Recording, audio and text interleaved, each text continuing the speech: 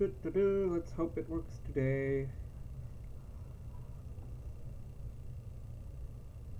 Ta-da! Okay. So yesterday, by the way, it was just the update. It was very mad that I hadn't updated, even though I swear I scheduled it to update at like 2 in the morning. It was just like, nah. So anyways, we're back. What we'll probably do today, because we'll spend probably half an hour on solutions. What we'll either do is just we'll just end there, or I'll have some time if you guys have any questions you'd like to go over. We can do some of that today as well. So, but we'll see. Okay, so let's actually try to get through solutions first, I suppose, before any more snafus happen. So, last time, we were talking about how we can look at the change in boiling point or freezing point. I guess I have to put these. And then for water, Kf is 1.86 kilograms degrees Celsius per mole, and Kb is 0.512. These are not numbers you will need to know. Anytime you will be asked for something like this, you'll either be calculating Kf or Kb, or you'll be given it. So, because they're different for every solvent, you would be provided those answers because they're just constants for us. Remember that I is your Van't Hoff factor, which is the number of particles.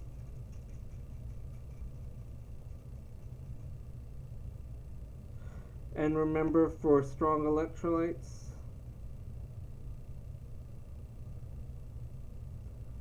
I equals the number of ions. And then for non-electrolytes, I is going to be 1. So if you're using glucose or ethanol or whatever random organic molecule, I will just be 1. And I mentioned last time, we're not going to worry about weak electrolytes here, but those would be in between 1 and 2. But we don't need to worry about that at this level of chemistry, so we will just work with strong or non-electrolytes. So we can go ahead and work with this stuff. Let's go ahead and see what this sort of thing is going to look like. So why don't we do a problem like this? What mass of calcium chloride is needed to dissolve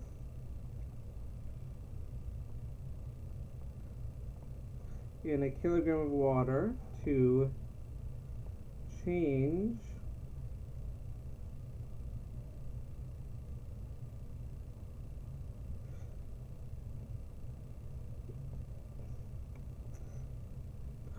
the freezing point to -5 degrees Celsius instead of 0.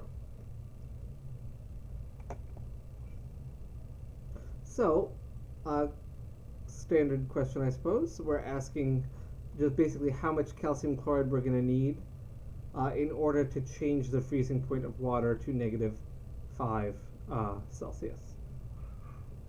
And so, of course, this is a freezing point one. So we will have this formatted as the TF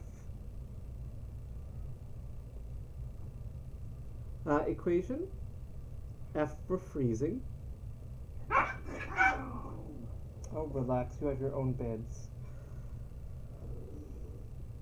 Alright, and so as always, let's go ahead and see what kind of information we can get from the question here. So we're looking for mass of calcium chloride, so that's going to be something in grams. We have a kilogram of water as another number in here, and then we're changing the freezing point to negative 5 degrees Celsius. So just always remember in chemistry, delta T means, it's always final minus initial, or new minus old, whatever that happens to be.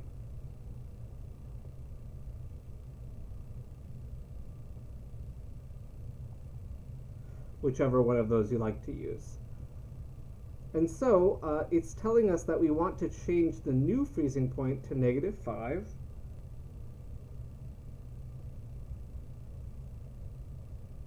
That should be our new freezing point.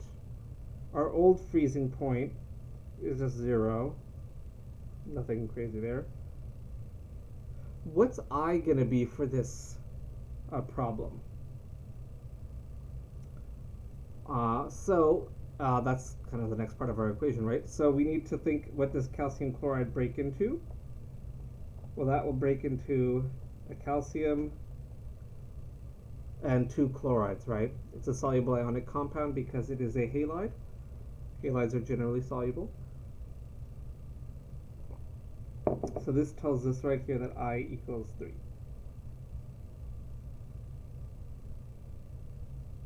So with that, we can put our negative, we'll put our 3, and then we have Kf. Since this is water,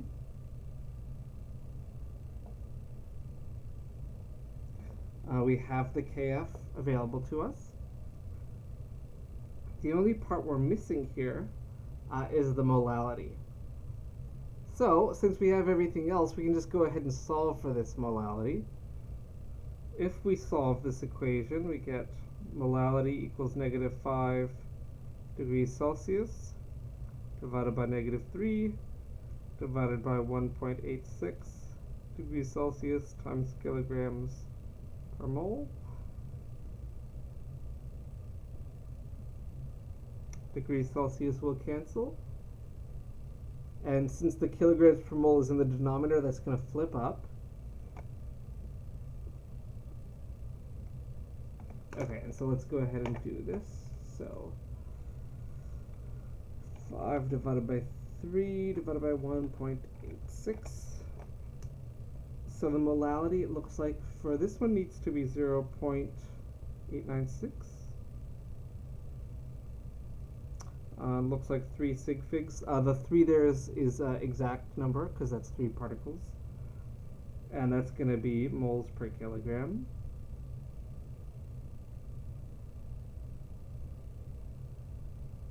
Remember, over kilograms per mole will flip over once it's back in the numerator. We know we have 1 kilogram of water.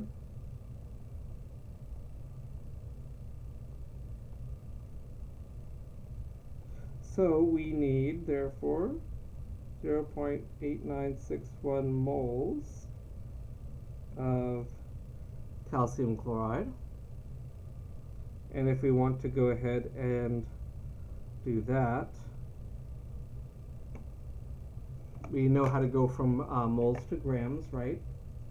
What we do is we use the molar mass, calcium chloride, which I'm too lazy to calculate off my head. So the, where did it go? Density, melting point, boiling point, solubility. What the heck is molar mass? Oh, there it is, 110.98.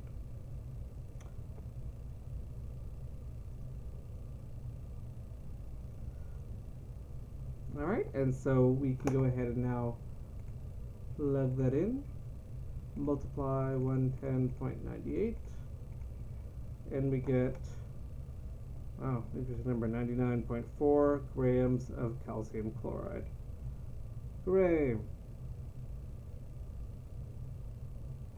And so that's how much calcium chloride we would need to dissolve in our kilogram of water, and we would end up changing the freezing point of that solution to negative 5 degrees Celsius.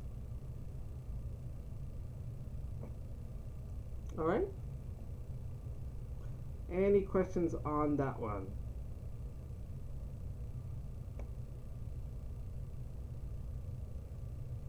How about this? And here's part B. What is the boiling point of the solution that freezes at -5 degrees Celsius?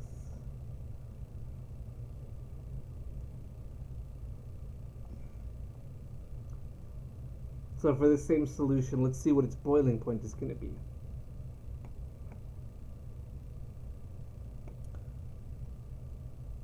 So we know what molality we had, we know what I we had, and we have KKB, so we can figure this out, right?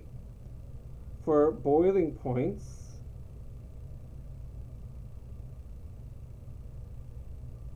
it's the same formula, just without a negative sign. And so that's the new boiling point minus the old boiling point.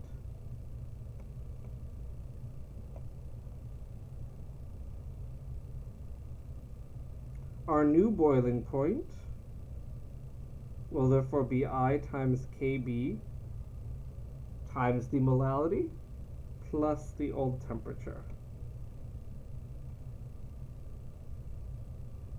And hopefully remember the regular boiling point of water is 100 degrees, right?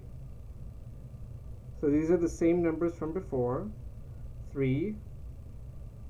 Kb is a different value, of course, than Kf is. Again, that would be given to you, so I'm just copying the one that I had written down earlier. What was the molality? 8961.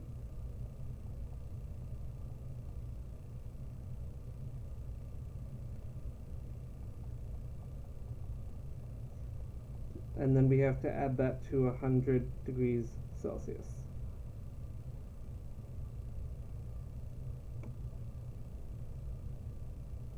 Alright, so we can go ahead and do this. So we have 3 times 0.512 times 0.8961. We're going to add that to 100, and we get 101.38 degrees Celsius. Hooray! So that's going to be our new boiling point for this solution.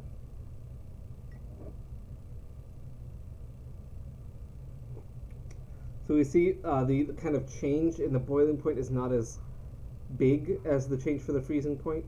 That's fairly common for most solvents. So we already saw that Kf is like 3 times as big as Kb, so that's why we see that difference there. All right, any questions on that one?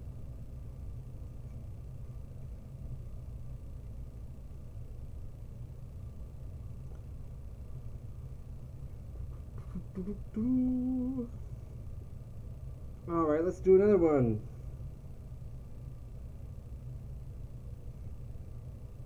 What solvent shall we use this time? Let's use acetone. Okay, so let's say we're going to dissolve 52.4 grams of, what shall we put in there? How about camphor? Camphor is an organic compound used, it's kind of that like salon paste smell. It's kind of that like Vicks Vapor Rub. That's kind of what camphor smells like. Let me look up its molar mass. 152.23.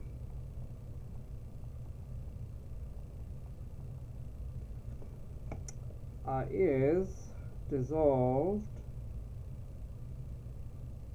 in, let's say, 250 grams of acetone. Acetone is nail polish remover. It's also used, you can use it as a solvent for various industrial processes. It's used in cleaning a lot as well. for kind of more industrial applications. If Kf equals, let's look these up for acetone. Okay, let's see, it's, what was I looking up again? The cryoscopic and do other constants. Okay, let me look this up real quick. Cryoscopic constant. Okay, here we go. So acetone has a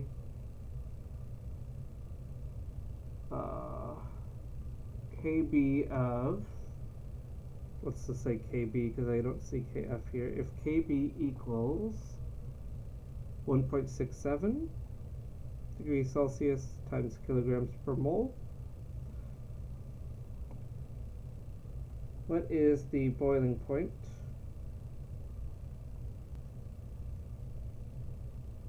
of the solution?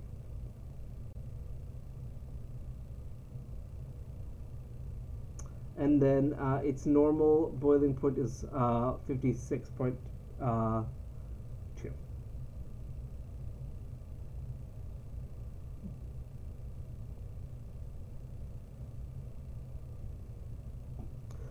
I love Wikipedia. It has all the information about this sort of fun stuff. So, cool. We have our, oh, how interesting. Camphor is even one of the things they use for this. Anyways, cool. So camphor is an organic compound. Obviously, we do not know. It's. I mean, if it were given a name like sodium iodide, you would be able to tell what that is. If you have no idea, because it's going to be an organic compound like this, I is just going to be 1, right? Because it's going to be a molecular compound. It's not an ionic compound.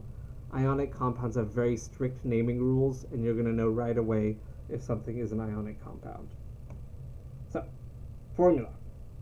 Tb equals I Kb times the molality. We have I equals 1 because this is a molecular compound. And that means it's a non-electrolyte.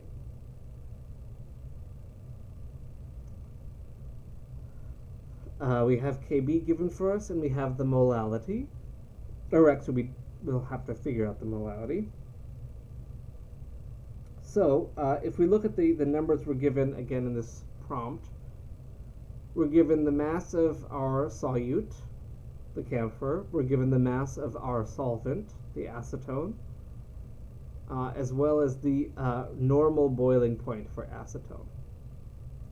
So, if we want to find the molality, remember that's moles of solute per kilogram of solvent. Let's connect that.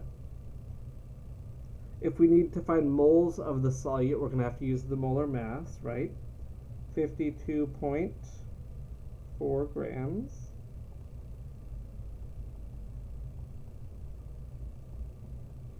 We're going to need that in moles. That's why I gave the molar mass here, 152.24.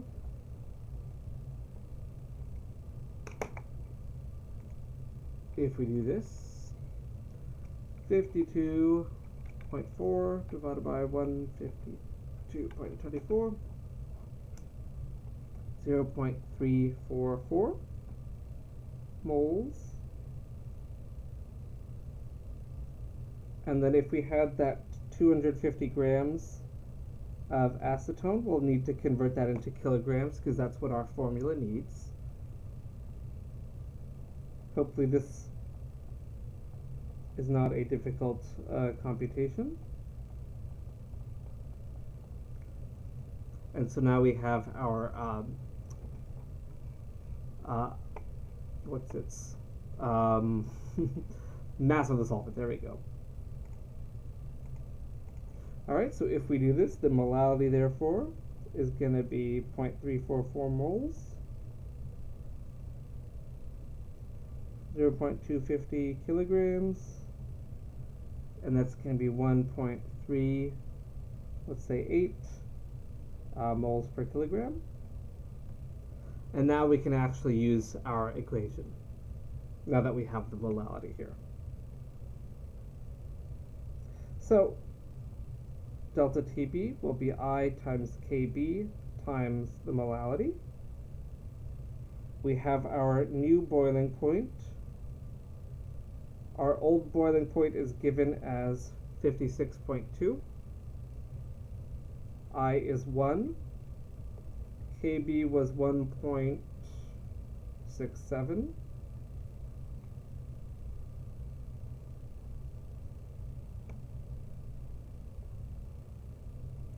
And then the molality is given here. So we can multiply these two numbers together. 1.67 times that number. And now we're going to add the 56.2. And doing this calculation, oopsies. The new temperature is going to be 58.5 degrees Celsius. That's a boiling point. The new boiling point, that is.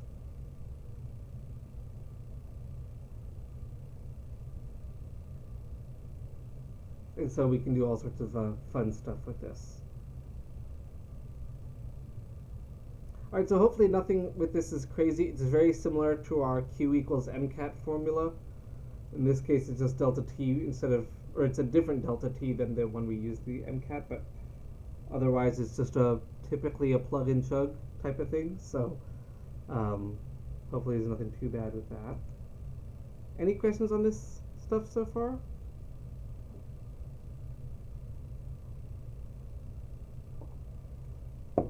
Because otherwise we just have one more kind of a section here.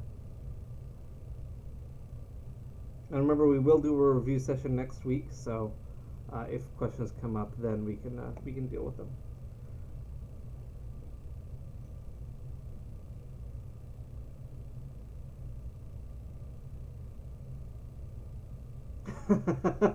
That's always what it feels like, right? What I suggest doing,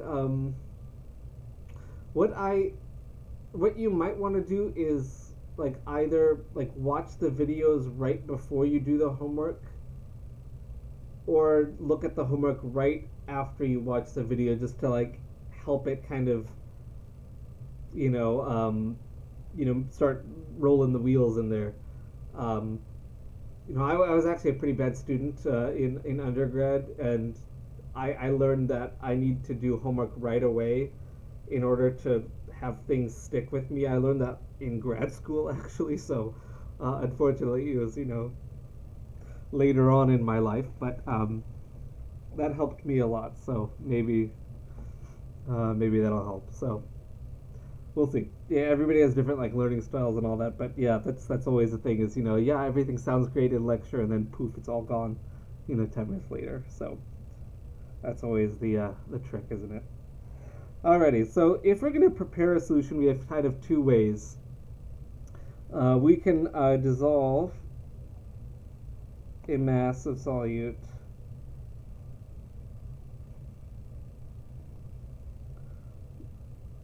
or we can dilute a stock solution.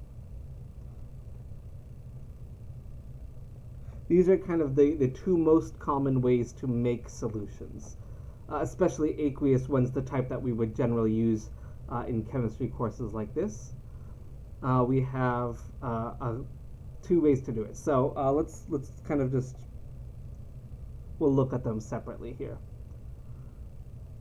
So how this works, if we wanted to make a solution, typically we have a desired molarity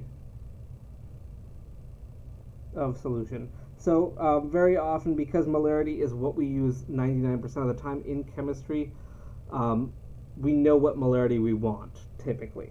And so we're going to kind of know how to know what we're looking for here. And so how this typically works is you will calculate the mass of solute you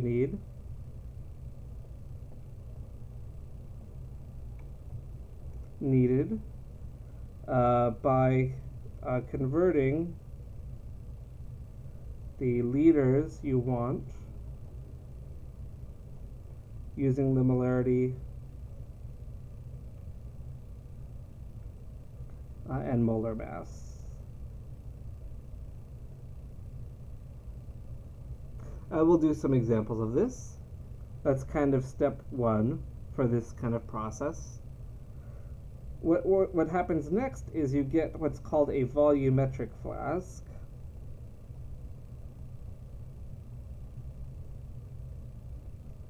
Volumetric flasks are, they look like this. So they have these kind of very long necks on them, and they are designed such that they have a little like line somewhere, which tells an exact volume.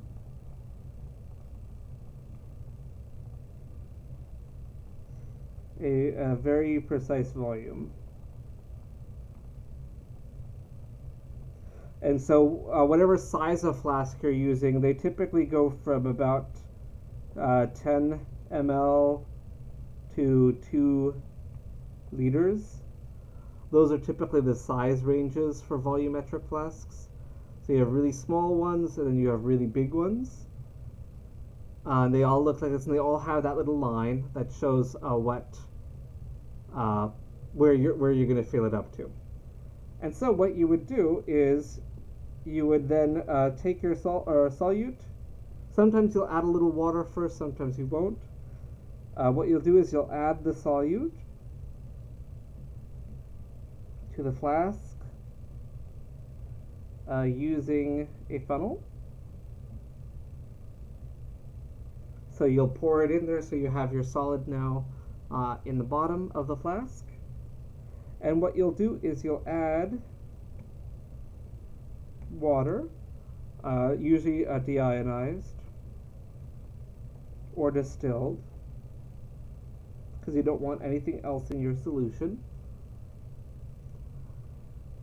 And then you'll basically fill that up to about 90% capacity, not degrees Celsius.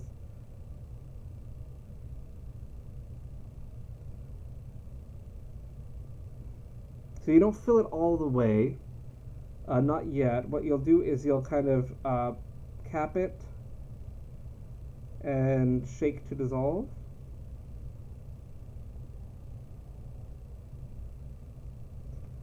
All the solute. And then the last step is then you will fill with water to the line.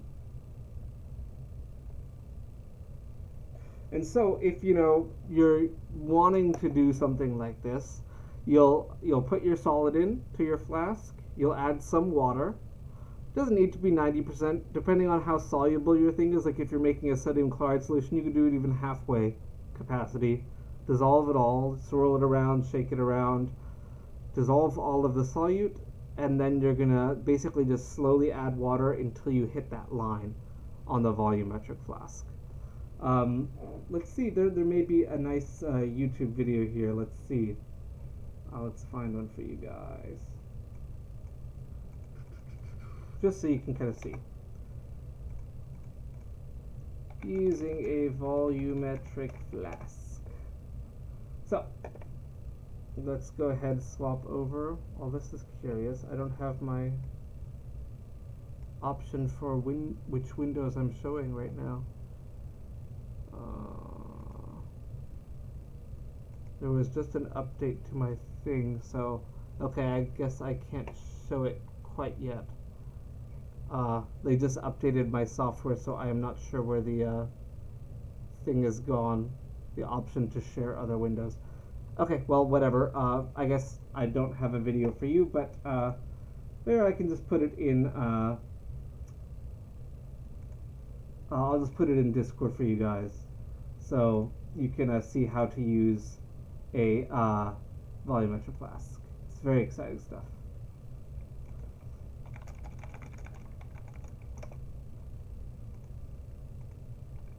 Okay, so you can watch that for how to use it, but we'll do that some other time. Okay, but anyway, so that's kind of option one. So this is done if you need to just make a solution. So if, for example, if you wanted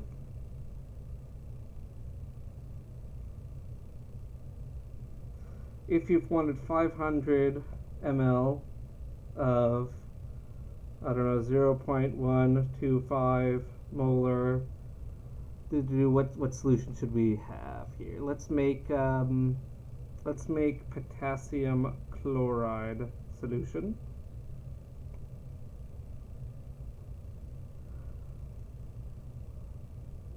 You would kind of follow these steps. So you would say, okay, well, how much potassium chloride am I going to need? Well, we know that molarity is going to convert between liters and moles, right? So what we're going to want to do is start with our measured quantity, 500 mLs. We need that in liters first because molarity will get us from liters to moles. So let's go ahead and do that.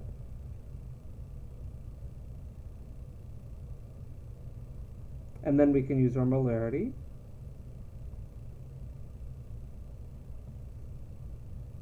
And so now this will tell us how many moles we're going to need. Actually, we can just go directly from here.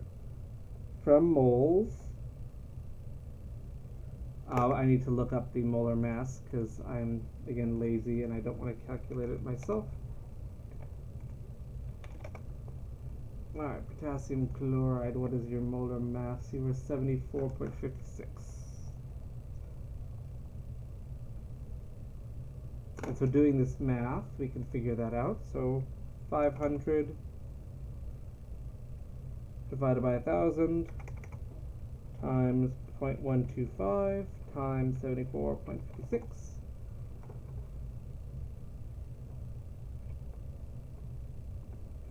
So we would need 4.66 grams of potassium chloride. So we would therefore then go weigh that out on like a balance.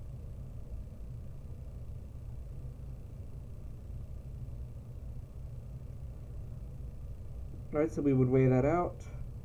We would then grab a 500 ml vol flask, add the 4.66 grams of KCl in there, add like 400 mLs of water, shake and dissolve, and then add water to the line. And that's it. That's how we would make that sort of solution.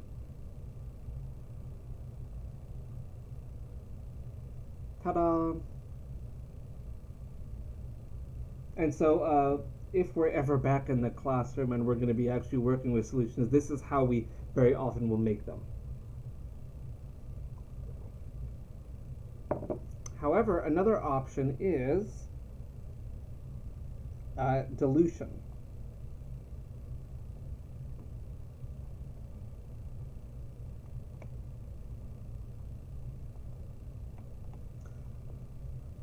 And dilution means you're just going to make it less concentrated. So oftentimes, if you're going to be using a lot of a particular solute, sometimes what people do is they make a very concentrated solution in a large volume of it, and that's called a stock solution. And so that's just something that you would, just have around because you would be using it frequently. Many acids are purchased as stock solutions. So like hydrochloric acid stock solution is 12 molarity. Sulfuric acid is 18 molarity. These are just things you can buy as well.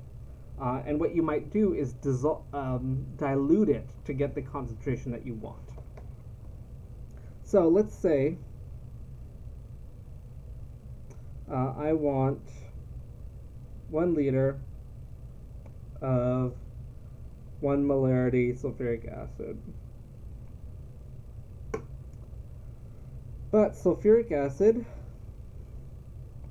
comes as 18 molar. And so what we're going to see here is that we have a handy-dandy equation that we can use here. Let me make that a capital M just so it's more obvious to us.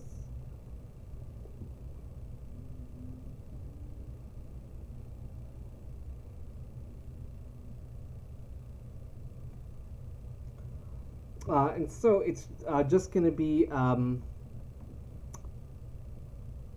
using this sort of formula to figure out how much of that stock solution we're going to need.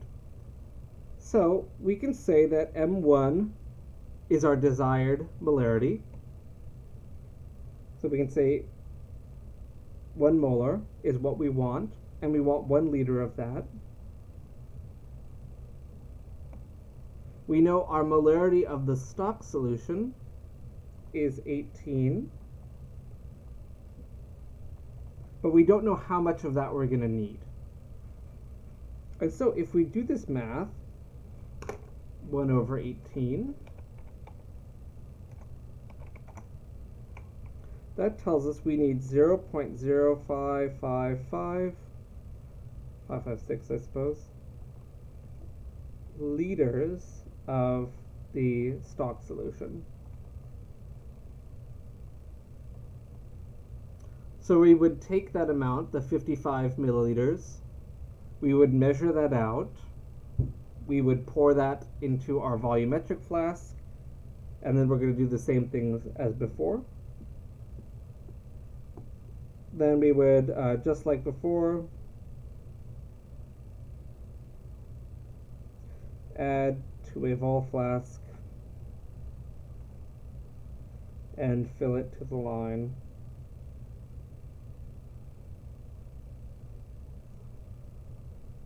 It's just the same sort of thing before, but instead we're using a liquid concentrated solution instead of a solid.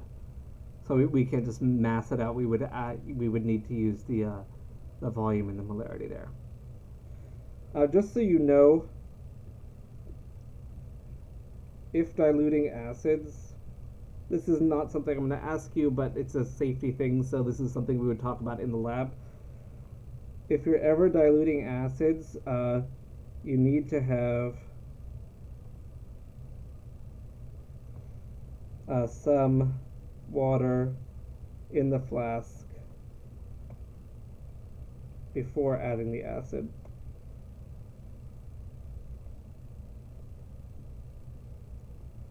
The reason for that is when you dilute acids, it's a very exothermic process. They release a lot of heat. So you already want a good bit of water in your flask before you add the acid to just absorb that extra heat. Otherwise, you might get some instantaneous boiling. Bad things can happen if you have hot acid, flying everywhere. So you always want to add acid to water and not the other way around if you're diluting acids. Always add acid to water. Never water to acid. Unless it's very dilute, but yeah. Alrighty, so that's kind of it for solutions. So it's not too bad of a chapter, hopefully. We're finally back in the math things. After doing a lot of conceptual stuff. So, it's good. So, there's nothing else in the chapter. Are there any kind of outstanding questions about solutions that we'd like to go over? If not, we'll just go over them next week. The homework is up, and so you'll be able to work on that. And I'll just write this here. Don't forget. Forged. Forget.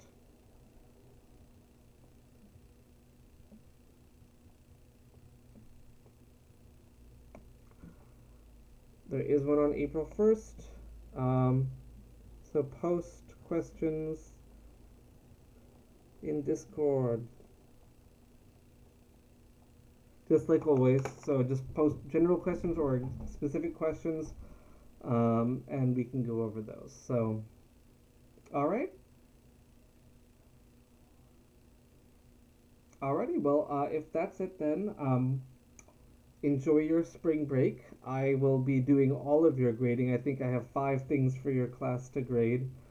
Yikes, it just adds up. So I'll be doing that this week and next. Of course, I'll probably procrastinate as much as possible, but it'll get done. So don't worry. Alrighty, well, if that's it, of course, if anything comes up, just throw it in Discord. I'm happy to answer questions there. So if not, we'll see you in I guess I'll see you on the 1st if you want to do the review session. Other than that, we'll have our exam the Monday after, and then I'll see you the Tuesday after that. So it'll be almost 2 weeks, maybe. So, all right. See you guys.